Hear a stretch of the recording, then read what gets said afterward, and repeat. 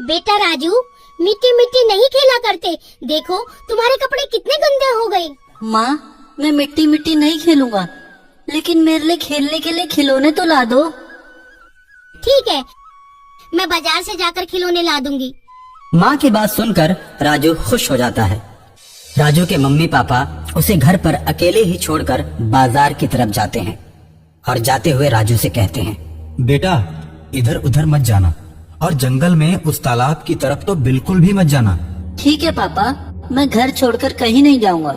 Mummy papa के जाने के बाद राजू के मन में तालाब और जंगल घूमने लगते हैं और वो उन्हें देखना चाहता है। राजू खुद को रोक नहीं पाता और जंगल की तरफ चल देता है और कुछ ही दूरी पर वो परियों को स्नान करते हुए देखता है। सुंदर सुंदर प्यारी प्यारी परियों को देखकर राजू खुश हो जाता है, लेकिन डर की वजह से उनके पास नहीं जाता है।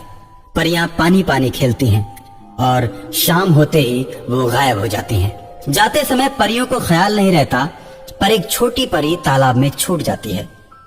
छोटी परी चल तो सकती है, लेकिन उड़ नहीं सकती क्योंकि उसके पंख बहुत ही छोटे हैं। राजू उस नन्ही परी को अकेले देखता है तो उसके पास जाता है और उससे कहता है, बहन, तुम्हारा नाम क्या है? मैं परी हूँ और मेरी मम्मी का नाम सोन परी है। तुम हमारी दोस्त बनोगी? हम लोग साथ साथ खूब खेलेंगे। परी और राजू खेलने लगते हैं।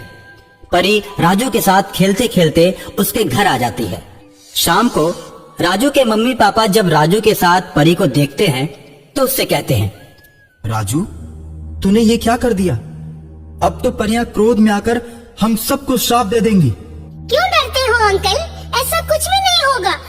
मैं तो राजू के साथ खेलूंगी, फिर मेरी मम्मी आएगी और मुझे लेकर जाएगी और बदले में राजू को ढेर सारे खिलौने देगी। रानी परी के मुख से यह बात सुनकर राजू के मम्मी पापा बहुत खुश होते हैं। उन्हें अब सोन परी का डर नहीं रहता। रानी परी और राजू फिर एक साथ खेलने लगते हैं। अरे राजू, तुम्हारे घर में तो एक भी खिलौना नहीं है। मम्मी मम्मी, तुम बाजार से खिलौने लाने की बोली थी ना, मेरे खिलौने कहाँ हैं? बेटे, आज मेरे पास पैसे नहीं है, कल मैं तुम्हारे लिए जरूर खिलौने लेकर आऊंगी। आंटी जी, तुम पैसे के बिना खिलौने नहीं लाई? ये लो पैसे। रानी परी हवा में हाथ हिलाती है और पैसों से भरा एक थैला हवा में तैरते हुए राजू की मम्मी के पास चला आता है। आंटी जी, आपके पास पैसे नहीं है? ये लो, ये परी लोग के पैसे हैं। ये पैसे सोने के होते हैं। आप इन्हें बेचकर अच्छा सा घर बना लो। मेरे और राजू के लिए बहुत सारे खिलौने लेकर आओ। राजू के मम्मी पापा सोने के सिक्कों को देखकर बहुत ही खुश होते हैं और कुछ ही दिनों में सोने के सिक्कों को बेचकर बहुत बड़ा घर बनवा लेते हैं। और उसके बाद राजू के मम्मी पापा अपने गांव में सबसे ज्यादा अमीर हो जाते हैं। यार, अचानक राजू का परिवार इतना धनी कैसे हो गया? राजू तो कुछ दिनों से घर से बाहर भी नहीं निकल रहा है। चलो हम पता लगाते हैं कि मामला क्या है। गांव वाले छुप छुप कर राजू के घर की बात को सुनते हैं। राजू के घर से परी की आवाज आती है। वे लोग समझ जाते हैं कि परी के चलते ही राजू का परिवार इतना धनी हुआ है और गांव वाले मुखिया से जाकर कहते हैं, राजू के साथ साथ उस नन्ही परी को भी चौपाल पर लाया जाए। हम भी परी को देखना चाहते हैं। राजू, मैं तो इंसानों के बीच नहीं रहती। वो तो तुम मेरे दोस्त बन गए थे, इसलिए मैं तुम्हारे घर आ गई। मुझे चुपके से तालाब की तरफ ले चलो, मेरी माँ वहाँ आई होगी। मैं अपनी माँ के साथ चली जाऊंगी, नहीं तो ये लोग मुझे मार देंगे। ठीक है, मगर मैं तुम्हें छोड़कर नहीं रह पाऊंगा। मैं भी तुम्हें छोड़कर नहीं रह सकती।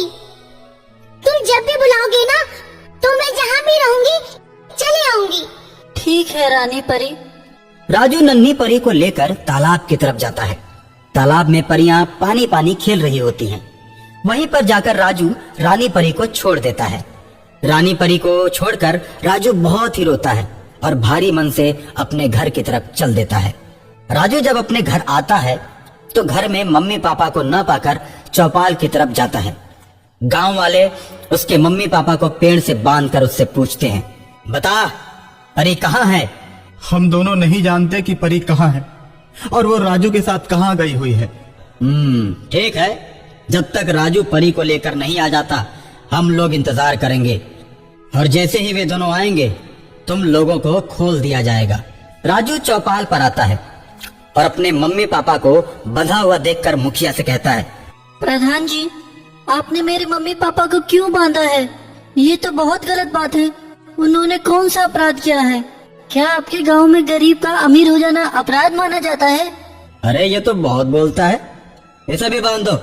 गांव वाले राजू को उसके मम्मी पापा के साथ बांध देते हैं। राजू संकट में पड़कर रानी परी को याद करता है। मम्मी, मेरा दोस्त संकट में पड़ा हुआ है, उसकी मदद करो ना।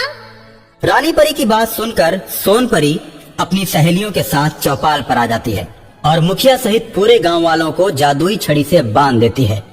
राजू और उसके मम्मी पापा को आजाद कर देती है। गांव वाले राजू से माफी मांगने लगते हैं और कहते हैं कि दोबारा ऐसी गलती नहीं करेंगे। राजू सोन परी से कहकर गांव वालों को छुड़ा देता है।